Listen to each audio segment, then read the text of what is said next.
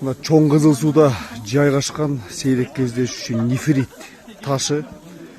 Эми ушул асыл таш, акча, сулуу аялдар адамды көп арбап турат да, өзүнчө бир жанынан кетирбей кармап турат да, ошол сыяктуу мына азыр ушул нефрит таштын көрөм деп келгендердин аягы дагы деле сүйдө элек да. Суктанада карап турганы бар, сүрөткө түшүп да жатканы бар. Мына бул нефрит ташы. Ассаламу алейкум. Ва алейкум салам, жакшы. Мурун эле көрүп жүрчү белеңиз? Биринчи көргөндө сүрөткө Батыс буда бала чакта көрчү элек да. Үстүнөн суу ашып турган. Анан бул кийимди ачылганы биринчи эле көрдүк.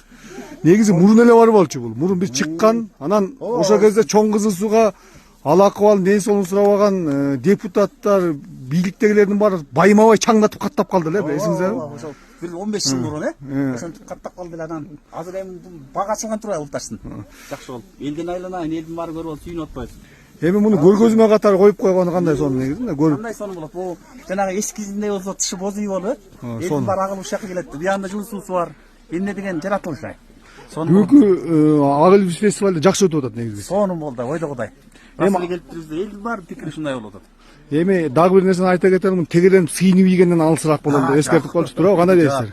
Кээ бирөө кармап атат, бир бата кылып атат, андай кылбастан муну бир таш катары эле. Бул эми жаратылыштын байлыгы катары эметип турсак болот да. Жаратылыштын байлыгы да улам Кудайым берген өзүнчө. Бул сейрек кездеш таза нефрит да, мына нефрит таш. Сүйүнүп атам мен сону. Мына Эмне деген эл келет эми? мына туристтерге келип көрүүгө. Бул жол. Сонун болот.